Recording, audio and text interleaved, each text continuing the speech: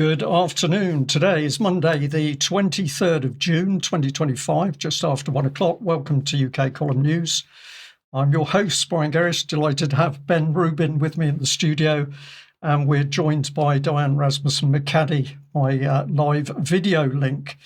Well, it's winter drawing on now. Summer solstice is over, Ben. And it's nearly Christmas, Brian. We won't take it that far. It's a lovely day in Plymouth, and of course we had very mixed weather over much of UK over the weekend. We did have the longest day, but we're going to look forward to more summer. So let's stick with that lovely theme in our head.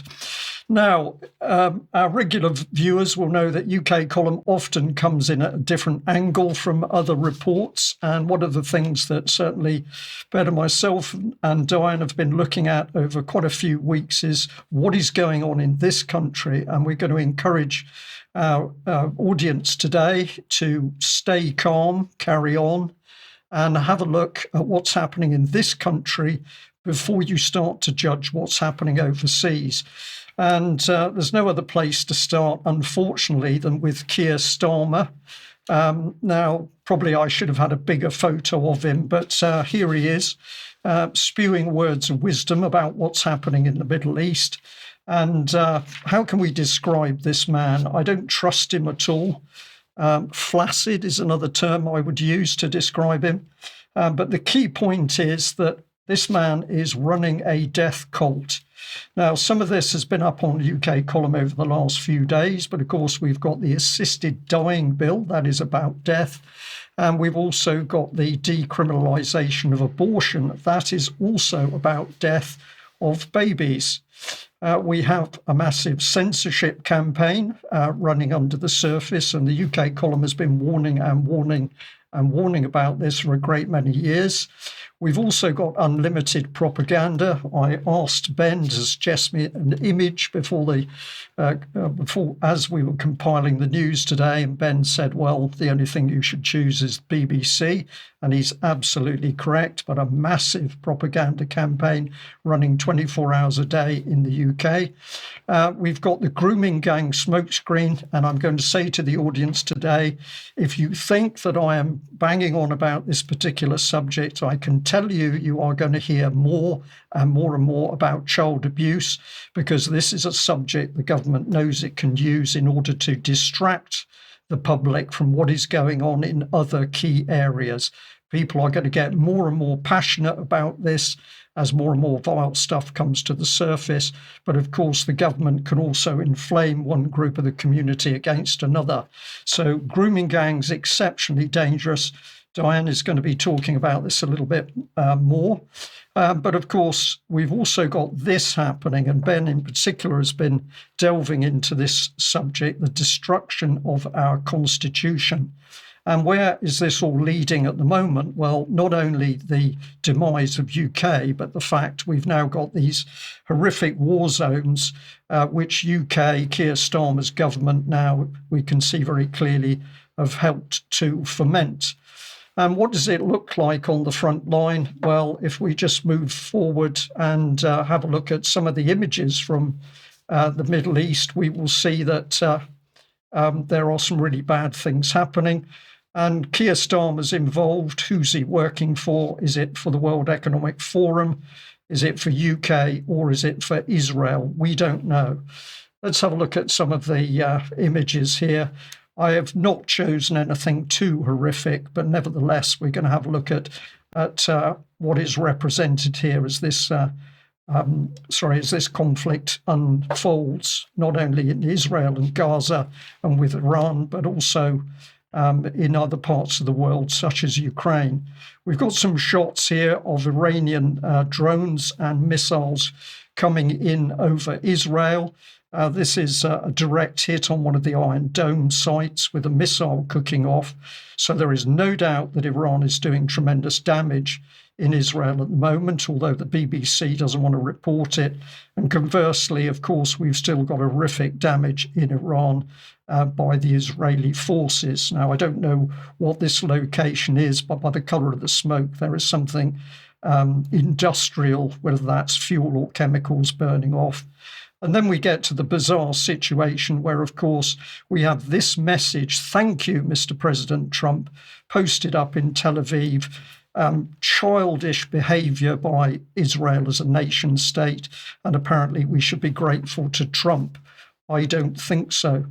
Diane, let's bring you in because, of course, you've picked up that across UK, if you go into a hotel, if you go into a pub or a club, you're very likely to see a TV screen, which will be the BBC, simply rolling and rolling propaganda about what's happening in the world. And you've picked up on this particular image. Tell us a bit more about it. Yeah, thanks, Brian. Hello, Ben. Happy to be here today. I was just watching the BBC yesterday morning just so that the audience doesn't have to. And this particular image was up on the screen for a couple of minutes, and I just took a photo of it from my own television. There's a number of things going on here, I think, in this photo. One is that we see that BBC Verify and Mariana Spring and the rest of her team were obviously being kind enough to tell us exactly where the U.S. bombed the nuclear sites in Iran. So it's really good to know that they've got our best interest at heart so that we see the actual Google Earth image or whatever it is. You also have the convenience of picking up your phone and scanning the QR code to find out even more, which is wonderful news because then they know that you've got your phone on you at all times and that you're looking at the right things at the right times. Which is really interesting as well is that the ticker at the bottom says that UN Secretary General Antonio Guterres is gravely alarmed by the use of force by the U.S. against Iran, which is all part of the confusion that I believe we'll be covering a little bit later in the news, Brian. Yes, 24-hour-a-day propaganda by the BBC, and certainly the UK column audience is noticing that what they don't want to cover is the destruction in either Ukraine. We don't talk about the real damage to the Ukrainian economy or the people or the Ukrainian military. Don't want to give the UK public the truth there.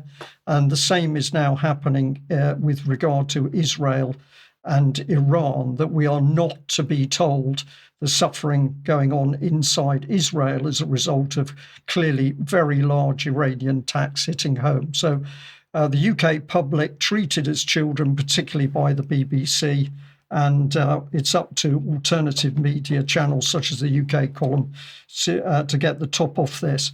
But aside from that propaganda, Diane, you've also been having a look at what it's going to cost to set up some of these inquiries.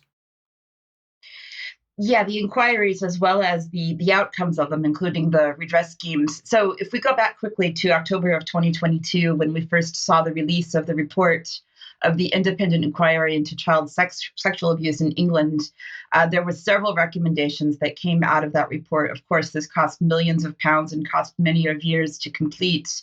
It was released in October of 2022. One of the main recommendations from the report was to set up a redress scheme.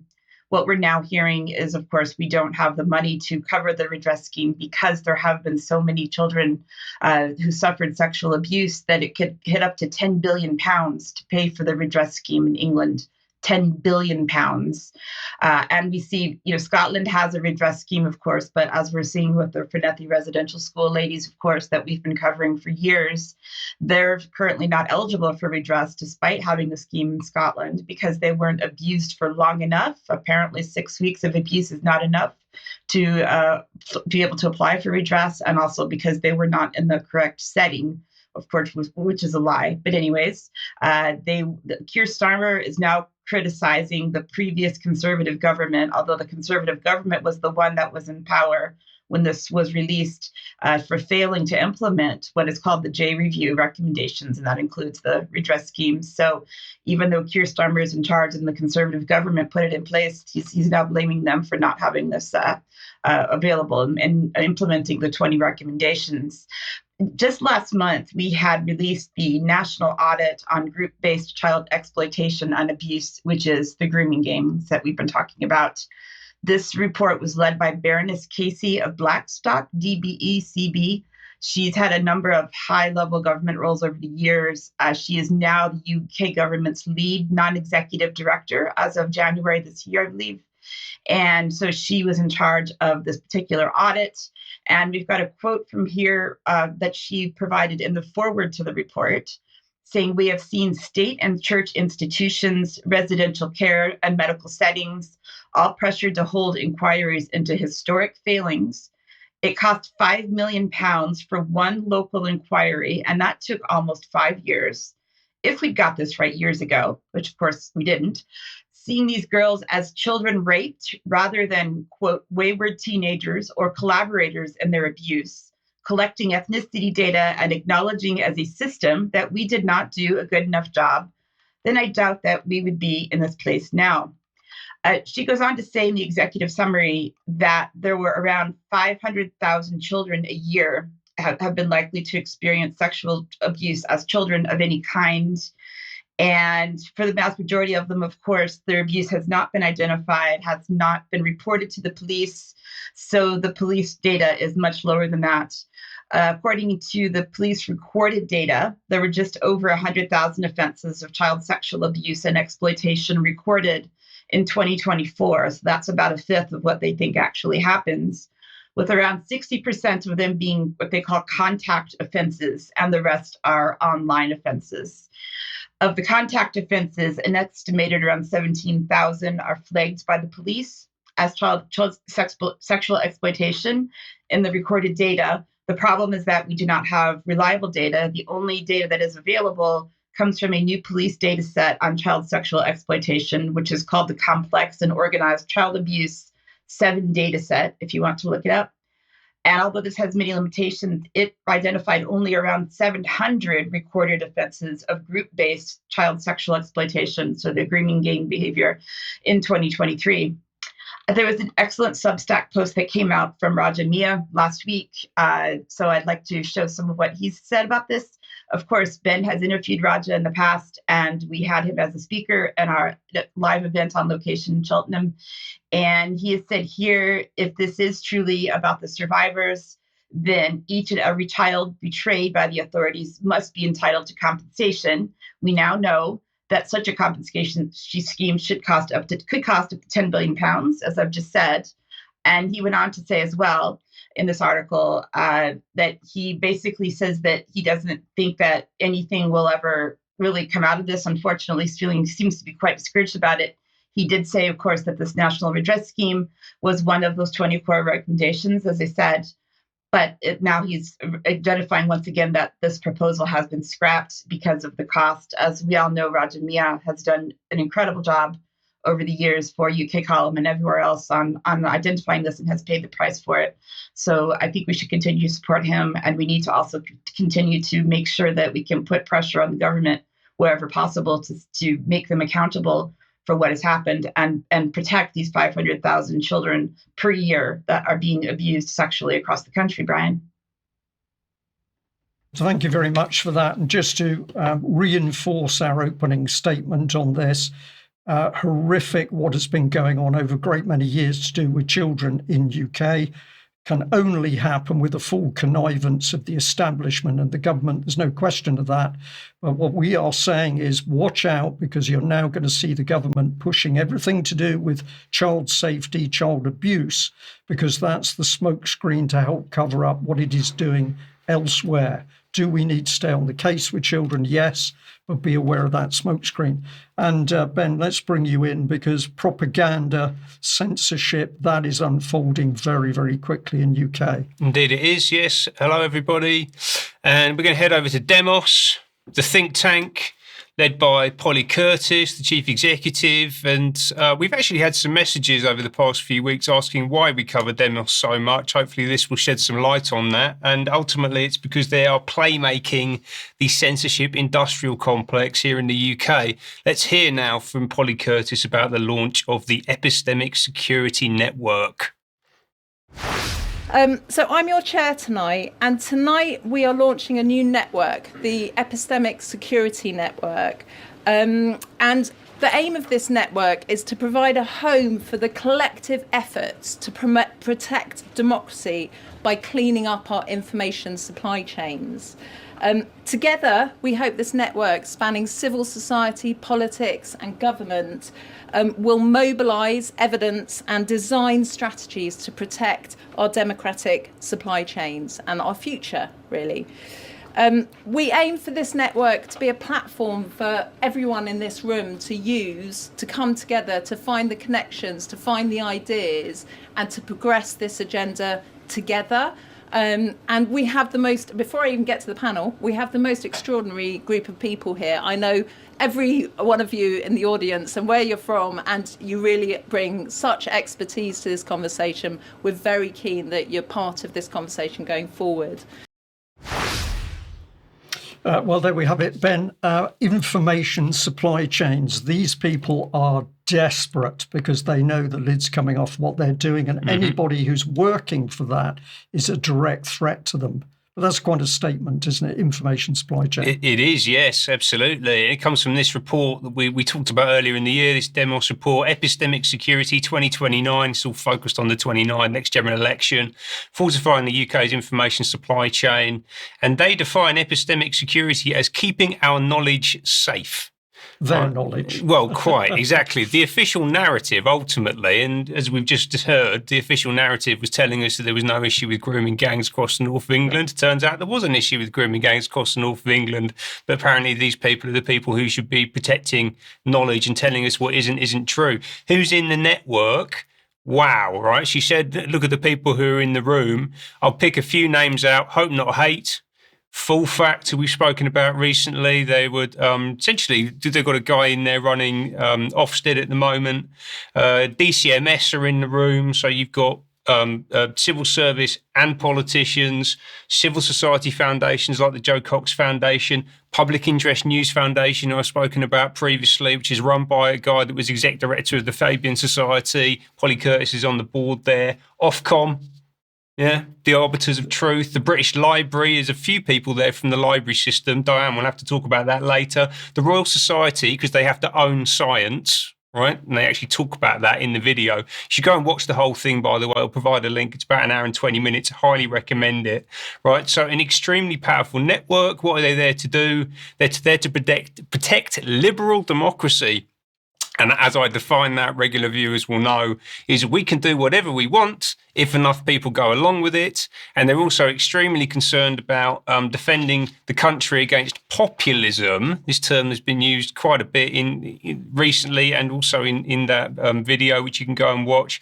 And the BBC defines this as the idea that society is separated into two groups at odds with one another, the pure people and the corrupt elite.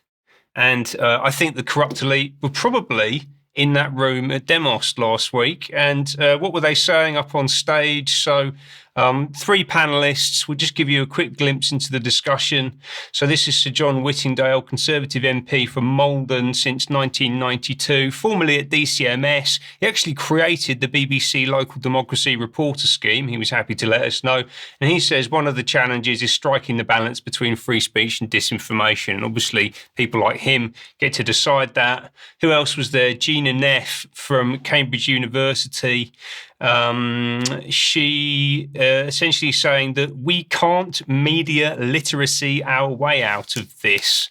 The plebs are revolting, Brian. The narrative is falling to pieces. And they're very worried. They're very worried. If the audience wants good news, the good news is you can see the narrative of this team coming apart. People are always saying to us, what's the good news? Well, the good news is you can see they're having trouble. What are they having trouble countering? The truth, basically. Yes. Facts and the truth. Exactly. So she says we can't media literacy our way out of the problem. The guy at the BBC on the end there, he actually thinks that you can. This is Ian Bundred, Director of Public Policy at the BBC, who has just arrived there from YouTube. He's been at YouTube for 5 years, so he probably booted us off YouTube, actually. That might have been him. And he said, can we work on a disinformation GCSE? Right? He actually wants to manipulate the education system.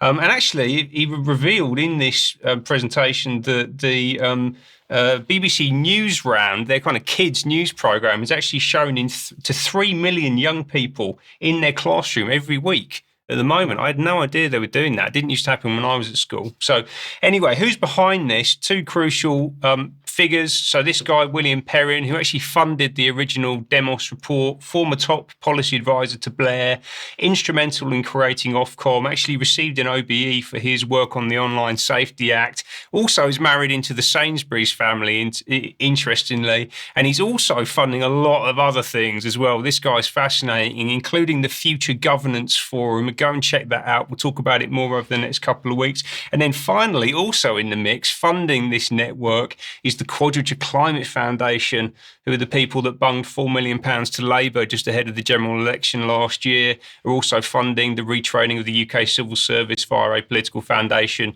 and have shelled over $1 billion into 187 organisations in 17 countries. These are the people that are controlling what isn't true in the UK right now. Controlling the narrative. So while people get heavily focused on what's happening in the Middle East or Ukraine, inside UK, this society is being taken apart, it's being controlled, and free speech is being wiped out by these teams.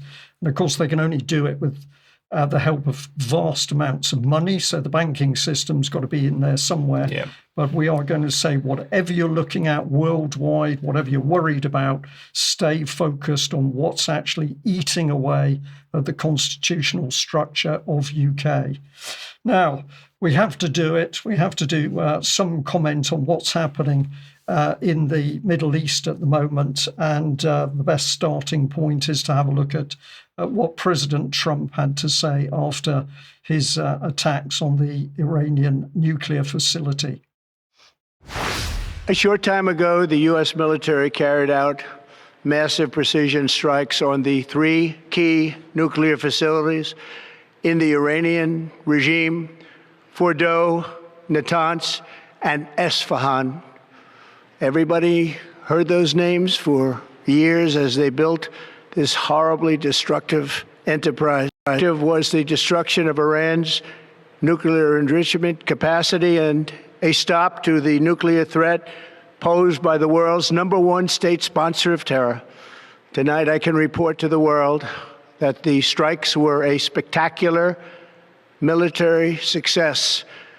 Iran's key nuclear enrichment facilities have been completely and totally obliterated. Iran, the bully of the Middle East, must now make peace. If they do not, future attacks will be far greater and a lot easier. Well, Ben, I don't know whether that fills you with confidence. And the question is, who is the terrorist or the bully operating in the Middle East? Certainly, Americans got the weight of the military power in that area. But Trump being very upbeat, we don't yet know what the strikes actually did. And there's now more debate over whether they were successful or not. But nevertheless, that's how he announced it. Now, what was he talking about? This little video clip does explain the use of the American bunker busting bombs, but also we've got mainstream reports being confused with films. This is a truly scary report, as it shows us how pitiful American mainstream media has got. Let's have a look at this Fox report. Yeah, so what we're looking at here is we're being told this is, I think, anywhere from just shy of 200 to 300 feet in depth. There are all kind of reports out there of 1,000 foot, but I think that's more propaganda. So what you end up doing is, if you saw the movie, the latest Top Gun movie, eerily enough, this is that plot kind of coming to fruition in real life. It's not just one bomb. It'll be a bomb after a bomb to get through that penetration. And just lastly, that's what you're talking about. Can penetrate up to 200 feet below the surface. And then, of course, we'll see it try and put the second one in there and go down in there. Yeah. Let's bring in David Burke, our Top Gun and former Top Gun instructor, retired U.S. Marine Corps officer. Now, David, I don't know how well we did that, but you know this better than anybody. Talk to us about, questions over whether or not this can successfully be done. Joey Jones just crushed that explanation. You guys hit the nail on the head. So really well done. This absolutely can be done. There is not a cave in the world deep enough to defend itself against the American military if it needs to hit it. And you described the weapon system and the aircraft and the mating of that exactly right. Now, this is a hard problem to solve, but it is absolutely a solvable problem with this system. Well, there was a comment in our chat box, pathetic, but highly dangerous. We're mixing films. We seem to regard this as a fun report. It's exciting, these bunker busting bombs. But we've seen other reports where in the media, people have been saying, well, it was a bit disappointed because we didn't detect any radiation links. We're dealing with mad people here. They don't know whether they're living a film or real life. Well, against that backdrop, what did Keir Starmer have to say? Let's look at our flaccid Prime Minister in action.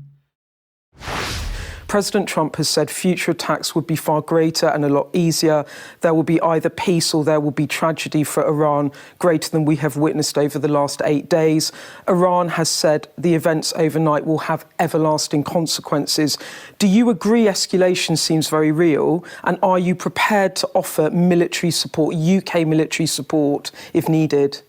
Well, my focus is on de-escalating the situation. I accept your challenge that there is a risk of escalation. That's a risk to the region. It's a risk beyond the region. And that's why all our focus has been on de-escalating, getting people back around to negotiate what is a very real threat in relation to the nuclear programme. In relation to the UK, we were not involved in the attack. We were given due notice, as we would expect as close allies to the US. And we have been moving assets to the region to make sure that we're in a position to protect our own interests, our personnel and our assets, and of course those of our allies. Well, there we are, Ben. Prime Minister Peace. He's been doing everything he can to wind down the wars, whether it's Ukraine or with Israel and the Middle East. He's simply been there pushing for peace. Didn't get involved in the American attacks. The British intelligence services not involved. I'm very sure they would have been, because the Americans would have actually appreciated some advice. And but there he is. This is what he says to the public. It's truly outrageous that he can say these sorts of things. Don't know whether you want to comment on that. Ineffectual and out of the loop, I think, I would say, with Starmer. It looks like he's had his hair done, though. Maybe he was with his stylist over the weekend. Well, I'm also going to repeat again, when he makes these statements, you don't know whether he's speaking as Prime Minister of the UK, or he's talking on behalf of the World Economic Forum, or he's giving the line required by Israel. We simply do not know who this man works for.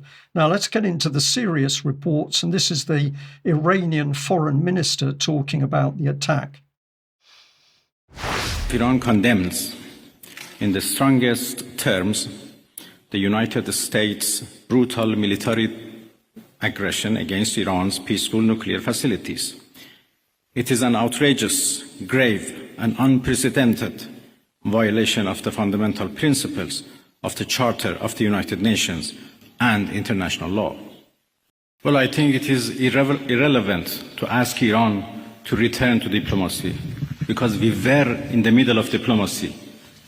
We were in the middle of talks with the United States when Israelis blew it up.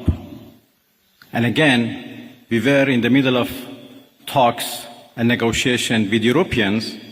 Happened only 2 days ago in Geneva, when this time Americans decided to blow it up. So what he's saying there, absolutely accurate. Iranian at the peace negotiations when they were attacked. No ifs or buts.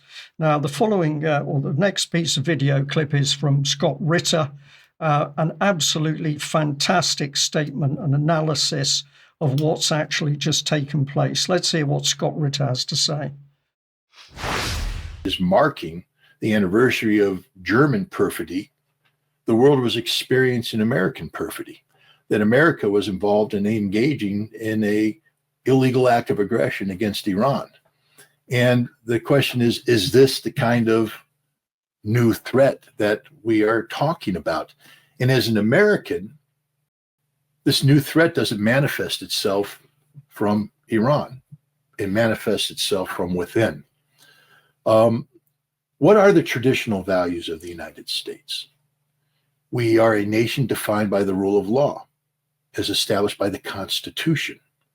And when we speak of how we apply on the global scene, understand that the Constitution has in it a clause that says when the United States Senate has ratified a treaty that has been signed by the president, that becomes the law of the land. And I want to remind people that the United Nations Charter is a de facto treaty that has been ratified by the Senate of the United States, signed by the President of the United States, and therefore the United States is constitutionally obliged to comply with the laws that are set forth in the Charter. And one of the principal things is that you will not carry out, there's only two conditions under which a nation can go to war. A nation can go to war if the Security Council of the United Nations has enacted a Chapter 7 resolution under the Charter authorizing military force to be used to resolve a specific threat to international peace and security. No such resolution exists today regarding Iran. The other one is that a nation can carry out legitimate self-defense if they have been attacked, or if they are confronted with the imminent threat of violence, they are allowed to preemptively act to eliminate the imminent threat, but then they are obligated to go to the Security Council to once again turn this situation over to the international body for ultimate resolution. The United States has not been attacked by Iran, and there's nobody that can articulate the potential of such an attack. People who seek to do so by talking about Iran's emergence as a nuclear threshold state forget that at the time of the Israeli attack and the American attack, Iran was at the negotiating table, negotiating a resolution to this issue that eliminated any notion of them not only being a threat, but an imminent threat. A lot to discuss in that clip, but the key thing is he's saying we need to look inside America for the problem. And of course, the same situation here in UK. We need to look inside UK to understand what is really happening, the decay inside UK that is then fomenting these overseas wars. We'll talk about this more in UK Column Extra, but let's have a look at this last clip. This is Senator Bernie Sanders, who was speaking at a rally when he heard the news about the American strike. Listen to what he has to say and listen to the reaction of the audience. This is a statement from Donald Trump, quote, "We have completed our very successful attack on the 3 nuclear sites in Iran," etc.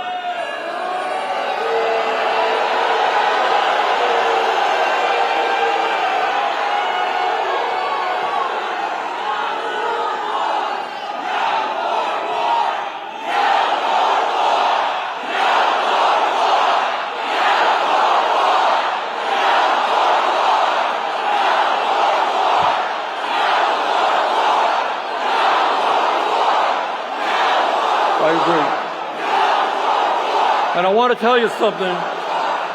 Not only is this news that I've just heard this second alarming, that all of you have just heard, but it is so grossly unconstitutional. All of you know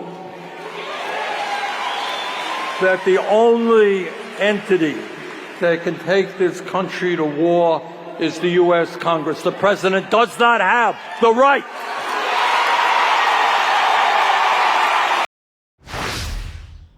So a senator here picking up on the key point. Trump is out of control. Keir Starmer is out of control. If we're going to deal with the situation overseas, we've got to deal with what is going wrong inside our own countries, and we must not lose sight of that. We'll discuss these points a lot more in UK Column Extra, which will be after the news for members of UK Column.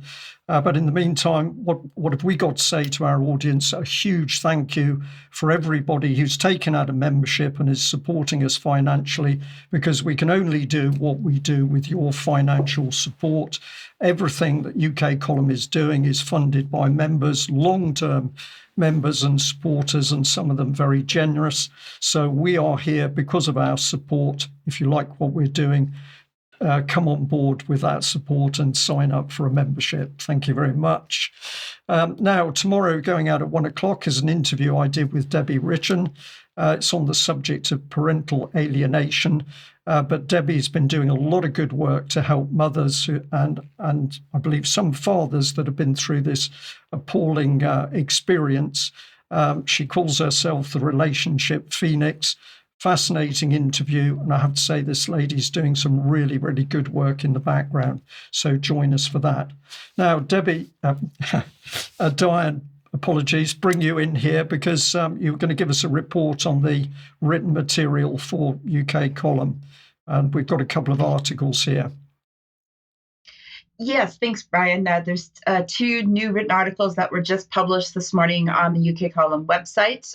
This one is part 1 of 3 parts that Professor Gloria Moss, who you might remember from her really good article in the Fabian Society from a few weeks ago. She's now doing a 3-part series for us on post-truth in different contexts. So this is part 1 of 3. This one is about science and medicine and post-truth. So take a look at that article if you have a chance. It's really, really very interesting and gives great information in there. And the other one that we've published this morning is the 3rd part in the Baking and Financial series from Joost Landgribe. And this one is about Bitcoin and questioning whether it is a Ponzi scheme. So it gives us some really good information as well about Bitcoin and how crypto assets work in general. And of course, parts 1 and 2 have already been published. And one of those was about how central banks work. And one was about central bank digital currencies or CBDCs. So these are for members only by Dr. Landgribe. So if you're not a member, please sign up so that you can take a look at his articles. They're very good. Okay, Diane, thank you very much for that. And also a reminder to people that we'll be having our on-location event on the 18th of October in York. Now, people are saying, when will you tell us about the tickets? Very soon, there will be an announcement about when tickets will be on sale. Be patient, it is coming, but we're really looking forward to meeting people at that event because mixing with the UK Column audience and supporters is a wonderful thing for both sides, for us and for you. You've all said you enjoy being there and chilling out with other people, discussing what's happening in the world, also making friends and enjoying the ambience. So do come to that York event if you can. If you're further north or north of the border in Scotland, that's there for you. And as I've said before, we want this one to be a success because if York is a success, we will commit ourselves to the weekend event for UK Column's 20th anniversary next year in 2026. Now, coming up at the weekend, we've also got Sounds Beautiful Festival in Wimborne, Dorset. UK Column team are going to be there. I'm told the weather is going to be good. So we look forward to that event and meeting everybody who comes along. We will see you there. Now, we've also got a Celebrating Freedom of Speech event at Glastonbury, which our own Sandy Adams will be there with Clive de Carle, so that's very exciting. Richard Vobe's also speaking, but if you can get along to that event, I'm sure it'll be very good. And here we've got Regional Sovereignty and Devolution, Dissident Meetup Southwest Region. That's Exeter, Sunday the 20th of July, and Sandy will also be a speaker at that. So if that's people getting out and about to spread the word on what's happening and to warn people and support people in these very strange times, we certainly need to be looking after our children, Ben, because they simply will not leave the babies and young children alone. They certainly won't. They certainly won't. The vulnerable and the infirm, yeah, the unborn children and the old. Last week we saw news from the death cult that runs the country that they're going to decriminalise full-term abortion. The assisted dying bill went through on Friday. We had an excellent report on the news on Wednesday from Dr. Liz Evans about Ozempic and the damage it's been causing to people across the UK and further afield. And then on Saturday we had this revelation, this news come up that the NHS is planning to DNA test all babies to supposedly assess their disease risk. And this is the news that DNA sequencing will now take place at birth. Blood will be taken from the umbilical cord. Every newborn baby in England will have their DNA mapped to assess their risk of hundreds of diseases. So this is all about preventative healthcare. When you hear about prevention, this is what they're talking about, genomics and genetic engineering. Under NHS plans for the next 10 years, so this 10-year plan hasn't come out yet. Wes Streeting's still working on it, but they're just they're previewing stuff into the media already. But Streeting has said that gene technology would enable the health service to leapfrog disease, so we're in front of it rather than reacting to it. Okay, so the article also says that this was first reported on by the Daily Telegraph. Not strictly true, actually, because it was first reported on by me quite a while back now, just over 2 years ago. This is an interview that I did with James Dellingpole. It's the first time I ever stuck my head above the parapet publicly and started talking about what I was seeing in the health system. So go and have a listen to that. And actually it says in there that they're looking to introduce this into the neonatal pathway. And lo and behold, 2 years down the track, that's exactly what they've done. Brian and Debbie have also spoken about this previously, and we'll provide some links to that. So you can go and look at those interviews. Lots of information on the UK Column website. Who's excited about it? All the wrong people. David Cameron, most notably, saying this is fantastic news. It has his full backing. When I first launched Genomics England, so this is a Cameron government initiative, actually was a part of the legacy of the 2012 Olympic Games, interestingly enough, bizarre legacy for an Olympic Games. Basically says the idea of sequencing the genome of every newborn was a long way off, and it proves how much science has come on and cost down in order to make this possible. He's very excited about it. He does warn that there's still lots of issues to get to grips with. Permissions for data use, big problem. So actually getting people to sign up for it, ensuring we start with all children, everywhere in the country, not restricting to only some areas or some conditions, etc. So they want all children into the database. No child left behind is the phrase. Exactly. This is inclusive, Brian, really importantly. And they're talking about this as being transformational for preventative and personalised healthcare. It's all about you. It's all about saving the NHS, all these kind of wonderful things. What Cameron doesn't mention, though, in his tweet is the fact that actually he got into a bit of bother back in 2021 because he helped the American genomics firm Illumina secure a £123 million uncontested government contract via Matt Hancock, because he personally invited Hancock along to the International Summit on Population Genomics, which is run by Illumina. That you can see Hancock and Cameron on stage there. On the right, that's Jay Flatley, who is the chair of Illumina, which is an American technology company founded in 1998. Interesting name. Are they trying to tell us something? I don't know.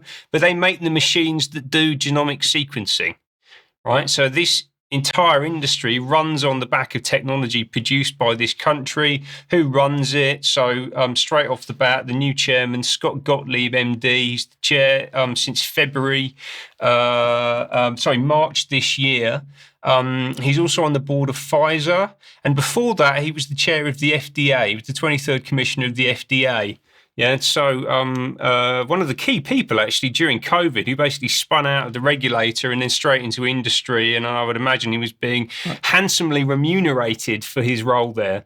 One would think so. The other thing I'd need to remind the audience about, of course, David Cameron, who said his belief in Israel was unshakable. UK column then said, well, which comes first, Mr. Cameron? Is it the UK or is it Israel?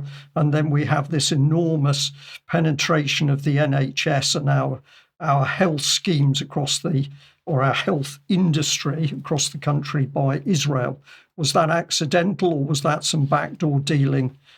We don't know, of course, because Cameron never really put his cards on the table. But I think we're entitled to ask the question, as we've now got Israeli health firms coming in alongside Israeli intelligence. I'm talking military intelligence, state security intelligence, mixing it with the UK government and then coming alongside our health system.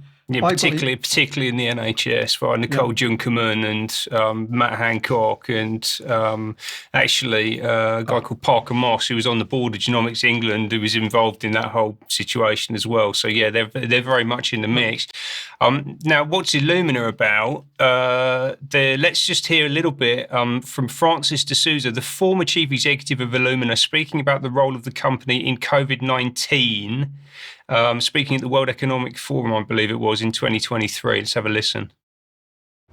During COVID, so we were called into China in the fall of 2020, 2019, to help them diagnose what was then a flu of unknown origin.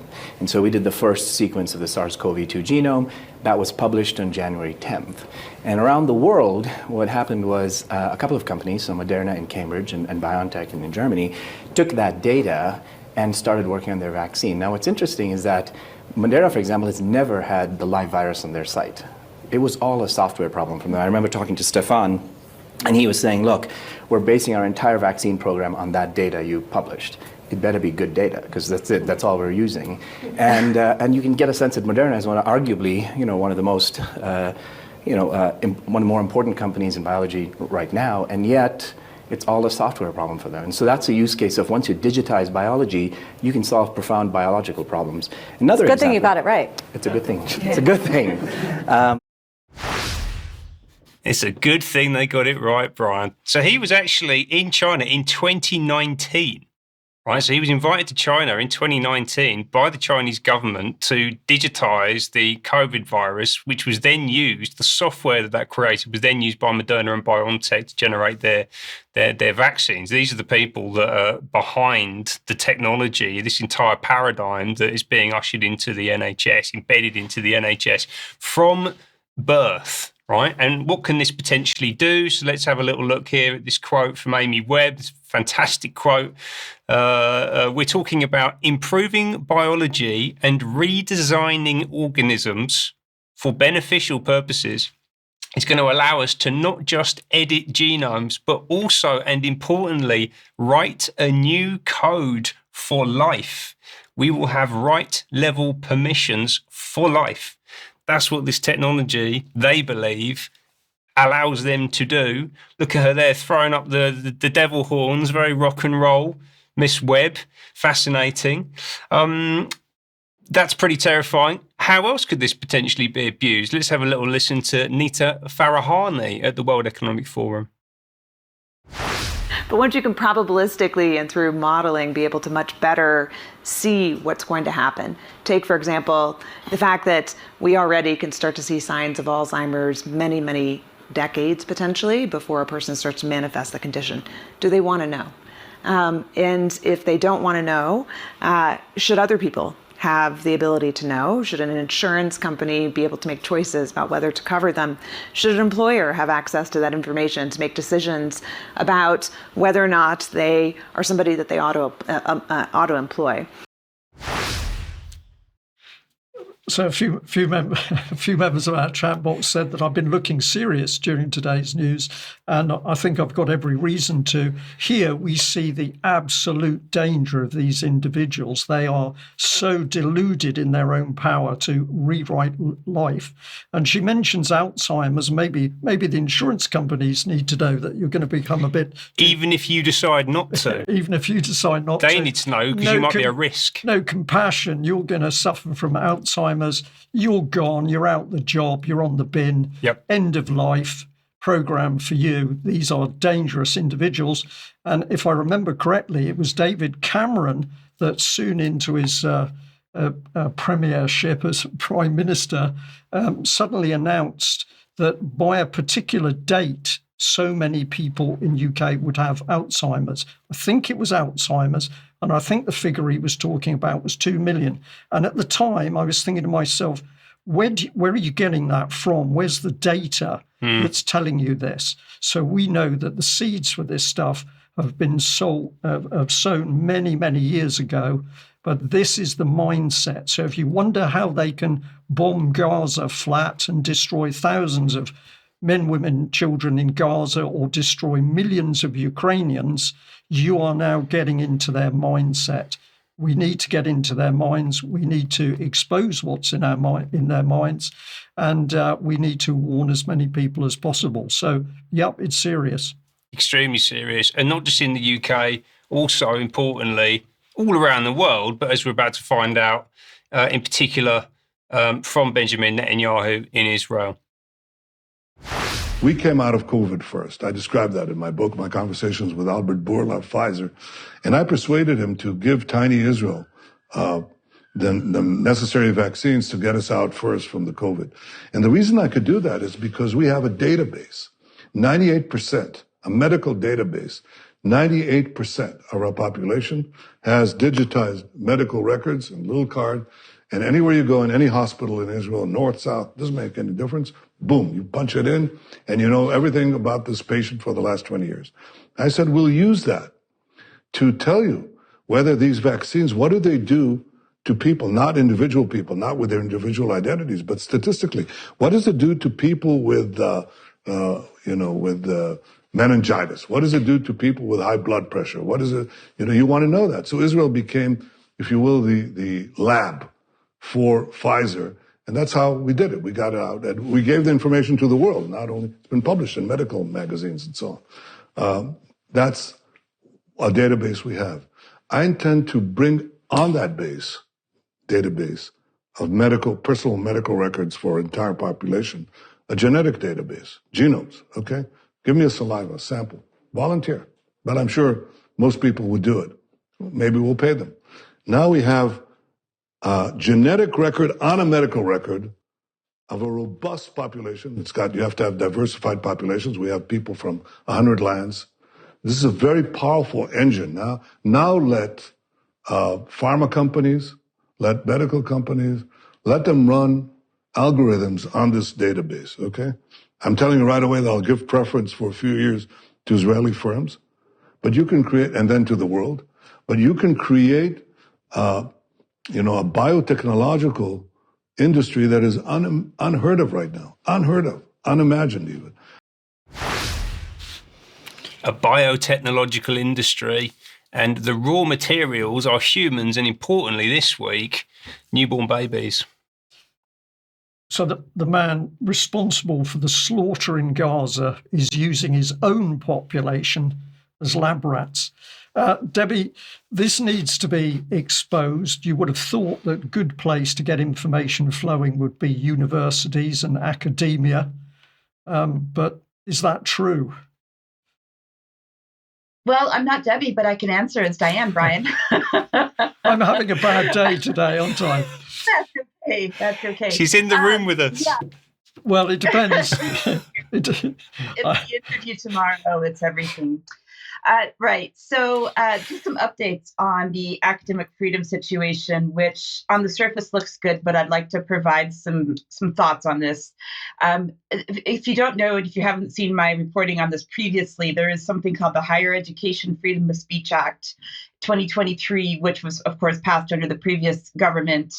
As soon as Labour got in, essentially, the new Education Secretary, Bridget Phillipson, decided to halt it because she had concerns that the law was potentially damaging to student welfare. She was talking about anti-Semitism and other things like this, that she thought of hate speech would be hurting people's feelings. So the Office for Students, now that they've kind of worked this out, and most of this act is now going into place on the 1st of August, that the Office for Students, which is an independent public body, but does report to Parliament through the Department of Education, whilst not being part of central government, has provided some guidance and published some survey results. And so I would like to go into this a little bit just to see what they have to say in support of the act and how to put this all into place at universities. So first, let's hear this short video clip that I have. Let's first look at this BBC article that I should mention first. BBC telling us that students are ready to be shocked, or should be ready to be shocked, not saying that they are, and offended at university. As I know through my own process of losing my academic career as a full professor, they do not handle well anything that is considered to be offensive. But so let's look at now what this Office for Students video had to say about its new guidance. Free speech and academic freedom are vital to higher education. In fact, they're vital to society. Without them, there are no new ideas, no productive debate, no challenge to conventional wisdom, and no social progress. Our new free speech guidance illustrates how universities and colleges can protect these rights. It's designed to help universities and colleges navigate their new duties to secure free speech and have a free speech code of practice. These duties will come into force on the 1st of August this year. Right now, universities and colleges need to look at their policies, though we know that some of you are already doing this. These could include things relating to personnel, so appointments, promotions, disciplinary processes, governance and decision-making where it affects free speech, research ethics, your existing free speech statement and code of practice, and student and staff training materials should include freedom of speech, as set out in the guidance, and you should provide induction to ensure that your students and staff understand their own free speech rights. You can see the guidance and find out more about free speech and academic freedom on our website. So we'll put a link in the show notes to the complete guidance if you want to look at all the detail. But basically what I would like to say, I guess really important part of the guidance is that they have a framework now that they have recommended for determining whether or not there is an issue or not with free speech and whether or not it should be something that gets pursued and investigated with 3 steps. The first step is asking whether the speech is within the law. And that's another question entirely about unlawful speech. There are people like myself and Professor Dennis Hayes, the Director of Academics for Academic Freedom, who believe that all speech is just speech, and there shouldn't be anything lawful about any words because there's no actual violence or anything taking place, but that's another debate. Step 2 is asking if there are any reasonably practicable, that's a difficult word to say, steps to secure the speech, and if yes, take those steps and do not restrict the speech. The guidance illustrates other factors that may affect or not affect what is reasonably practicable, so we need to read the guidance for that. And step 3, are any restrictions prescribed by law and proportionate under the European Convention on Human Rights? And I would have to say that this is one of the things that happened to me was because I have my own views on sex and gender, for example, that those were one of the reasons that I lost my academic career. So let's look separately a bit at both students and academics and how this will affect them. Here's another video from the Office for Students explaining to students that they do have the right to free speech after all.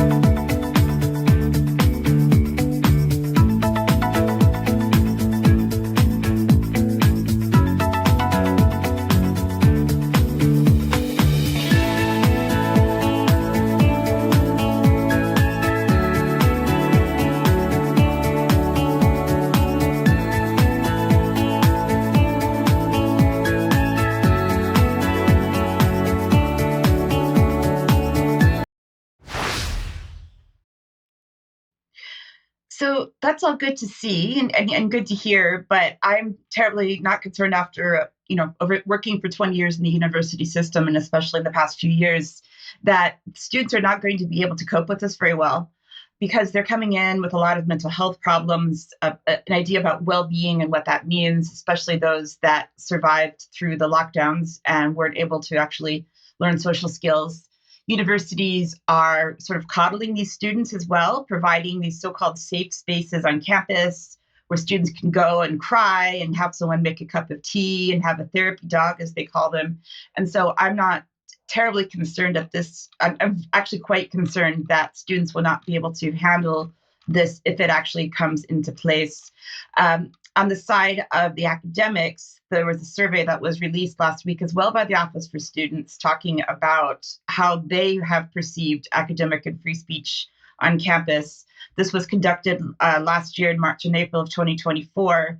The interesting thing to note here is that 77% of the academics who responded identify as left-wing, with only 9% being in the center, 14% being right-wing. Now, I don't believe in left and right dichotomies anymore when it comes to politics, but that just kind of goes to show where they're coming from in terms of their positioning. The other thing as well to note is that there was around, according to the survey, around a fifth of them do not feel free to discuss challenging or controversial topics in their teaching and their research. That increased up to 34% of them who come from ethnic minority backgrounds, which I also thought was interesting. These were similar scores in terms of research and teaching, public speaking, social media. Worth noting for me, as a female academic who is no longer a female academic, is that a fifth of the female academics say that they did not feel free to discuss their ideas in their research as I was counseled for doing so, compared to 1 in 10 or 11% of male academics saying the same thing. So the risk seems to be higher for female academics, including me, because I was very senior. For the majority of them who did experience negative treatment, investigations, disciplinary procedures, and so on, 38% of this was due to views on sex and gender, such as mine, and 27% based on international politics, which again was one of my situations that I talked about as well. So we can see here that these things are happening. I'm not entirely convinced that having that many, 77% of people who are identifying as left-wing is not really going to benefit those of us who do not have left-wing ideas. So I would imagine that these scores would be even higher for those of us who are not so-called left-wing, Brian. Diane, thank you very much for that. And I've just picked up on, of course, people listening in will have only heard the music in the video. So we'll say a discussion on what free speech is and why it's important in academia and for students. And one of the key things is because you need free speech in order to generate new ideas, which that's a pretty powerful argument in its own right. So encouraging from you that we are starting to see a bit of a backlash happen, but a lot more work to be done. But take us somewhere brighter to end today's UK column news with Diane. Yes, brighter, assuming that we still have the sun in the future. And I say that because I watched the live stream that Sonia Poulton provided of the geoengineering rally in London on Saturday, which we have been advertising and mentioning on the news for the past few weeks. And unfortunately, none of us from UK Column were able to make it to London for the event. But watching the live stream, it seemed like there was a pretty high vibration sort of atmosphere, kind of similar to what you would experience if you came to one of our on-location events, or like in the freedom rallies that we had in 2020 and 2021 when people were protesting the lockdowns and the mandates. I heard from a lot of members on Saturday and Sunday because I was posting about watching the live stream and from my home here. And I got some photos sent to me directly that they gave me their express permission to provide on the news. Here's one from Mark wearing his UK Column t-shirt, which he said got some compliments. So that was really good to hear. So I guess we were actually represented by some t-shirts and so on, even though none of us were able to make it. So that was really good to see it. It was good to see that there was such a good environment for such a discussion of what is, of course, a serious topic to many of our members. So, but really good to see that. Diane, thank you very much. Yes, huge thank you to everybody supporting the column. We're here because of you, and we do remember that every day. We must finish today's news. A lot of heavy material today. It needs to be put on the table. Don't get distracted with everything happening overseas. The biggest danger, we believe, is in this country, and it's unfolding really quickly. Let's get it exposed. Diane, thank you for joining me. Ben, thank you for joining me. Stay with us if you're a UK Column member. Extra time in a few minutes, and we will see you then. In the meantime, Bye-bye. UK Column News will be back on Wednesday at 1 o'clock.